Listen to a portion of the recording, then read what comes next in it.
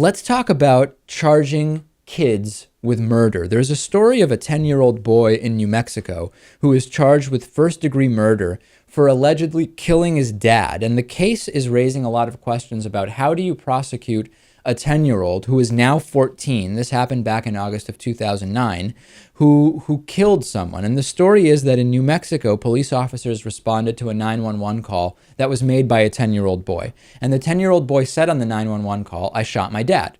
And when police showed up, the kid said, "I shot my dad. He was punishing me too severely." The father still had a pulse when the police arrived. He was transported to a hospital and subsequently died. Now, 4 years later, jury selection is starting, and the boy is charged with first-degree murder. And the argument is that he clearly premeditated this. He decided the punishment his dad was giving him, the punishment he was receiving from his dad was too severe, and therefore he would shoot his dad. And afterwards, he even said, now that he's dead, he's not going to be able to punish me anymore.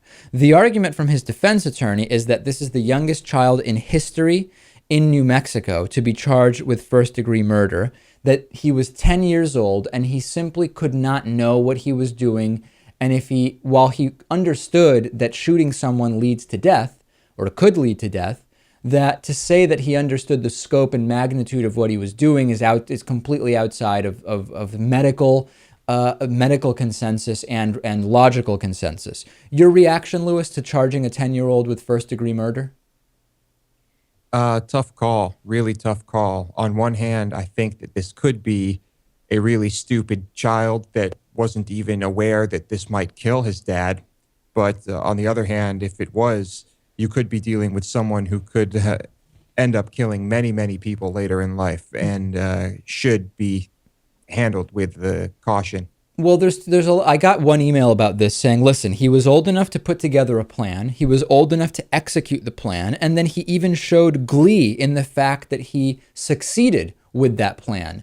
Does that not argue then for the fact that he absolutely should be tried for murder? On the other hand, you can say, hold on a second. Number one, even if it seemed premeditated by the standard that we would use, does a 10-year-old really understand the concept of premeditation? And legally speaking, should that really apply?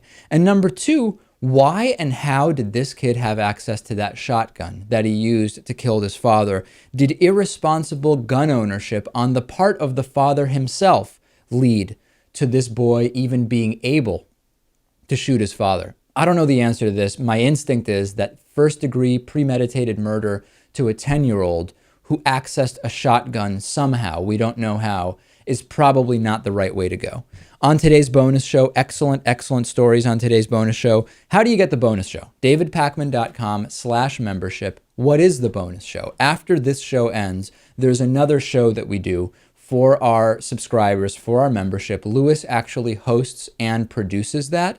And you can access the bonus show as well as a bunch of other great member benefits by signing up at davidpakman.com/membership. It's the number one funding source for the show, and I hope you'll consider that. We'll take a break. We will talk next about a sexorcism and brain demons, as well as this week's Hatriot Mail, and then a great interview coming up. Stay tuned.